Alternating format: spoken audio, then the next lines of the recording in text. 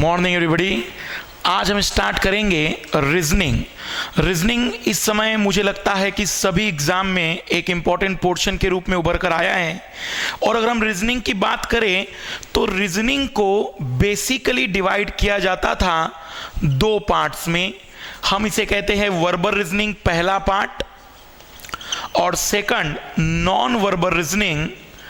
Verbal reasoning में sentence के base पर बातचीत होती है, जबकि नॉन वर्बल रीजनिंग में हम जब भी बात करेंगे तो डायग्राम के बेस पर। But now verbal reasoning also divide in two parts, general mental ability and analytical reasoning. अगर हम ओवरऑल देखें तो रीजनिंग तीन सेक्शन से मिलकर बना है, general mental ability, analytical reasoning and non verbal reasoning. General mental ability में हम लगभग 20 यूनिट्स को या 20 टॉपिक्स को देखते हैं। एनालिटिकल रीजनिंग में 6 टॉपिक्स होते हैं, 6 यूनिट्स होती हैं। और वही नॉन वर्बल रीजनिंग में हम 12 to 14 यूनिट्स को देखते हैं। ओवरऑल अगर सिलेबस देखा जाए रीजनिंग का, तो रीजनिंग का सिलेबस बना होता है 40 टॉपिक से, 40 यूनिट से। मतलब अगर हम देखें कि ये कितने टाइम का कोर्स है, तो अगर हम डेली 1 आवर का क्लास देखते हैं तो यह 40 से 45 डेज में इजीली कवर हो जाता है। अगर हम रीजनिंग की बात करें तो general mental ability core section है, और रीजनिंग में अगर हम अलग अलग एग्जाम्स की बात करें तो अलग अलग एग्जाम में इनका वेटेज भी अलग अलग हो सकता है। मे बी यूपीएससी के आईएएस की एग्जाम में इसमें से अलग अलग वेटेज में से सवाल आते हो, जनरल मेंटलिटी से ज्यादा आते हो, नॉन वर्बल से कम आते हो। बैंकिंग में नॉन वर्बल से ज्यादा आते हो, जनरल मेंटल एबिलिटी से कम आते हो। एसएससी में अगर हम देखेंगे तो जनरल मेंटल एबिलिटी में ज्यादा आते हो, एनालिटिकल रीजनिंग से कम आते हो, नॉन वर्बल से कम आते हो। ये डिपेंड करता है एग्जाम टू एग्जाम। बट अगर हम बात करें रीजनिंग की, तो रीजनिंग के लिए बेसिकली दो पार्ट है, वर्बल और नॉन वर्बल। वर्बल के दो पार्ट होंगे, जनरल मेंटल एबिलिटी और analytical reasoning. Analytical reasoning theoretical होता है, और अब आने वाले टाइम में मुझे लगता है कि रीजनिंग में इस सेक्शन की डिमांड और ज्यादा बढ़ेगी। यहां पर थोड़ा सा आपका जनरल स्टडी भी स्ट्रांग अगर होगा तो आप एनालिटिकल रीजनिंग के पार्ट को बेहतर हल कर पाएंगे। आइए हम पहला स्टार्ट कर रहे हैं रीजनिंग में नॉन वर्बल रीजनिंग से। पहली यूनिट डायस, पासा आप लोगों ने देखा होगा, जिस पर क्यूब लाइक स्ट्रक्चर होता है, इस पर डॉट होते थे। बट रीजनिंग के इस चैप्टर में क्यूब लाइक स्ट्रक्चर में डॉट के साथ साथ नंबर भी हो सकते हैं और अल्फाबेट भी हो सकते हैं। यह डिपेंड करेगा एग्जामिनर ने आपके क्वेश्चन में किस टाइप का डायस यूज किया है। अगर हम बात करते हैं first unit non verbal reasoning की, डायस की, तो डायस बेसिकली एक क्यूब लाइक स्ट्रक्चर होगा जिसे हम कुछ इस तरीके से रिप्रेजेंट करते हैं।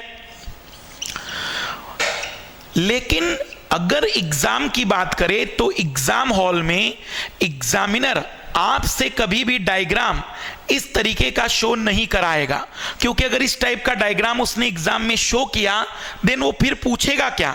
1 के अपोजिट 3 हमें दिख रहा है, 4 के अपोजिट 2 हमें दिख रहा है, तब वो एग्जामिनर कभी भी इस टाइप का डायग्राम शो नहीं करता है। वो शो करता है कुछ इस टाइप का डायग्राम जिसमें हमें केवल 3 सरफेस, 3 फेस ही दिखाई देते हैं डायस के। जैसे अपर फेस पर 1 है तो लोअर फेस हमें नहीं दिख रहा होगा, सामने की फेस पर 3 है तो पीछे की फेस पर नहीं दिख रहा होगा, और इस सरफेस पर 2 है तो उस अपोजिट सरफेस पर क्या होगा वो हमें दिखाई नहीं दे रहा होगा। और ऐसे डायस के डायग्राम हमें एग्जाम में मिलेंगे जहां पूछा जाएगा कि 1 के अपोजिट क्या है, 3 के अपोजिट क्या है, 2 के अपोजिट क्या है। इट मींस हमें कुछ इस टाइप के डायग्रामों पर स्टडी करना है। आइए अगर हम देखते हैं ओवरऑल, मान लीजिए कि ये डस्टर एक डायस है, तो इस डस्टर में ये अपर सरफेस है, तो यह अपर के बाद ये जो लोअर सरफेस है इसे हम कहेंगे इसकी अपोजिट। इसे अपोजिट भी कहते हैं, फ्रंट। सम्मुख सतह भी कहते हैं। और इस सरफेस का इससे जो रिलेशन है हम इसे कहते हैं एडजेसेंट सरफेस, निकटतम की सतह। उसी टाइप से इस सरफेस का इससे जो रिलेशन है उसे एडजेसेंट निकटतम सतह कहते हैं। इस सरफेस का इससे रिलेशन एडजेसेंट होगा, उसी टाइप से इस सरफेस का इससे रिलेशन एडजेसेंट होगा। इट मींस डायस में एक सरफेस के अपोजिट एक और एडजेसेंट में 4 सरफेस होती है।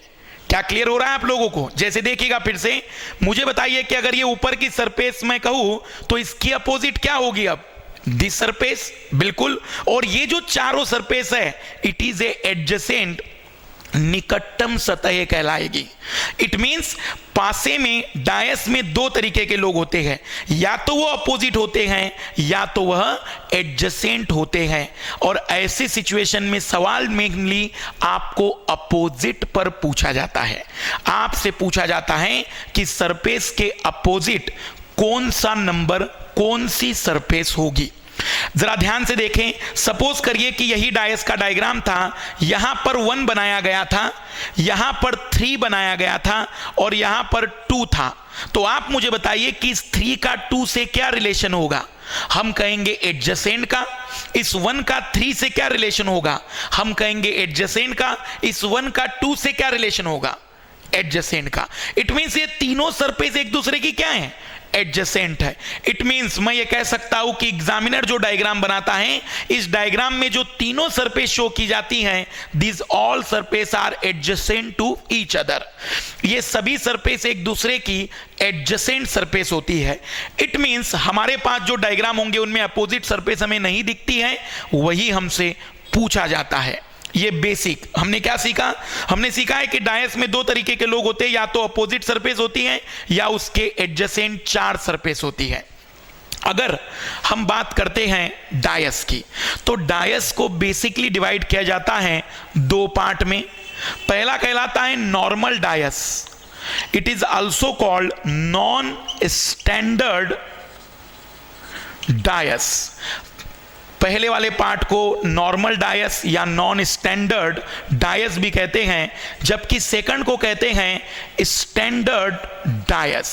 पहले को कहते हैं सामान्य पासा या गैर मानक पासा, इसे कहते हैं मानक पासा या इसे कहा जाता है यूजुअल डायस। इसे उपयोगी पासा भी कहते हैं, क्योंकि स्टैंडर्ड डायस में कुछ कंडीशन होगी जिसे वो सेटिस्फाई करेगा, जिसके बेस पर हम बता सकते हैं कि वो स्टैंडर्ड है या नहीं। और नॉर्मल डायस जो स्टैंडर्ड नहीं होते हैं, हम उन्हें नॉन स्टैंडर्ड डायस कहते हैं। मार्केट से जब आप डायस परचेस करेंगे तो वो स्टैंडर्ड होगा, क्योंकि वो कुछ कंडीशन को सेटिस्फाई करता है। तो हम स्टार्ट करते हैं पहले स्टैंडर्ड डायस। अगर हम बातचीत करें स्टैंडर्ड डायस की, तो स्टैंडर्ड डायस किसे कहते हैं? सच DISE in which sum of opposite surface is always 7। ऐसे पासे जिनमें विपरीत सतहों की संख्याओं का जोड़ 7 होता है। इसका मतलब अगर हम स्टैंडर्ड डायस की बात करेंगे तो अपोजिट का जोड़ 7 होगा। यह तभी संभव है जब अगर एक सरफेस पर 1 तो उसके अपोजिट में 7 होगा, एक सरफेस पर 2 तो उसके अपोजिट में 5 होगा, एक सरफेस पर 3 तो उसके अपोजिट में 4 होगा। इसी केस में उनके अपोजिट सरफेस का सम कितना आ सकता है? 7।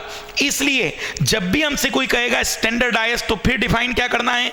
जहां अपोजिट का सम 7 होगा, मतलब उस डायस में एक के अपोजिट 6 होगा, 2 के अपोजिट 5 होगा, 3 के अपोजिट 4 होगा, 1 is opposite of 6, 2 is opposite of 5 and 3 is opposite of 4। Standard dice में ये कभी चेंज नहीं होता है। स्टैंडर्ड में जब भी बात होगी तो अपोजिट का सम 7 होता है। एक और बात देखिए हम यहां पर, सपोज कीजिए कि हमसे एक एग्जामिनर ने पूछा है इस डायग्राम में कि in the given diagram find the opposite of 4। Find the opposite of 4। 4 के अपोजिट क्या होगा? 3 नहीं। ये तुम्हें किसने कहा कि it is a standard dice? 4 के अपोजिट 3 तो हम तब कहते हैं जब हमारा एग्जामिनर हमसे कहता कि यहां पर ये स्टैंडर्ड डायस है और हम इसे आइडेंटिफाई नहीं कर पा रहे कि स्टैंडर्ड है या नहीं, क्योंकि डेफिनेशन तो ये बताती है कि अपोजिट का जोड़ 7 होगा, लेकिन नजदीक है ये तो सभी लोग, हमें 4 के अपोजिट नहीं दिख रहा है, 6 के अपोजिट नहीं दिख रहा है, 5 के अपोजिट नहीं दिख रहा है, तो कैसे बता देंगे हम कि स्टैंडर्ड है या नहीं? डेफिनेशन ये बता देती है कि अपोजिट कौन आएगा, लेकिन डेफिनेशन ये नहीं बता पाई कि हम उसे कैसे पहचानेंगे। तो अब पहचान नोट करेंगे आप सभी लोग। जब भी हम बात करते हैं पहचान की, तो किसी भी डायस में अगर एडजेसेंट का सम निकटतम सतहों का सम 7 नहीं है, तब हम उसे कहेंगे कि वह स्टैंडर्ड डायस है। 7 नहीं होना चाहिए एडजेसेंट। फिर दोहरा रहा हूं मैं, 4 और 5 9, 4 एंड 6 10, 6 एंड 5 11। क्या कहीं पर भी 7 आया है? और अगर नहीं आया है, इसका मतलब ये स्टैंडर्ड डायस है। कंफ्यूज नहीं होना है। अपोजिट का जोड़ तो 7 होगा, लेकिन नजदीक का जोड़ कभी 7 नहीं हो सकता है, क्योंकि 4 के अपोजिट होगा 3, 6 के अपोजिट होगा 1, 5 के अपोजिट होगा 2। और अब हमें कंफर्म हो गया कि स्टैंडर्ड डायस है, तो हम कह सकते हैं कि अगर 4 के अपोजिट पूछा जाए तो 3 होगा, 6 के अपोजिट 1 होगा, 5 के अपोजिट 2 होगा। मैं 2 डायग्राम दे रहा हूं आप लोगों को, मुझे बताइएगा कि कौन सा स्टैंडर्ड है। मान लीजिए कि हमसे पूछा जाता है कि इन डायग्राम में कौन से स्टैंडर्ड है, क्योंकि अगर स्टैंडर्ड हम बता पाए तो हम बता सकते हैं अपोजिट में क्या होगा। मान लीजिए कि हमसे पूछा गया 1 2 3 और 1 3 5, हमसे पूछा गया इसमें कौन स्टैंडर्ड है। क्या बता सकते हैं आप लोग? जहां पर एडजेसेंट का सम 7 ना हो वो स्टैंडर्ड। चेक करते हैं, 1 और 2 3, 2 और 3 5, 3 और 1 4, इट मींस कहीं भी 7 नहीं है, ये स्टैंडर्ड है। यहां पर 1 और 3 4, 3 और 5 8, 5 और 1 6, फिर से कहीं पर भी 7 नहीं आया है, ये डायग्राम भी स्टैंडर्ड है। हम कहेंगे कि दोनों डायग्राम स्टैंडर्ड के हैं। और अब मुझसे अगर कोई पूछे कि 2 के अपोजिट क्या होगा, तो 5, 1 के अपोजिट 6, 3 के अपोजिट 4, क्योंकि मुझे यह मालूम है कि it is a standard dice. Standard dice में 2 बातें याद रखनी, फिर दोहरा रहा हूं मैं। अपोजिट का सम स्टैंडर्ड में 7 होता है, लेकिन एडजेसेंट में कहीं पर भी 7 नहीं होगा। Clear it? ये होता है हमारा पहला स्टैंडर्ड डायस। अब हम स्टार्ट करेंगे नॉर्मल डायस।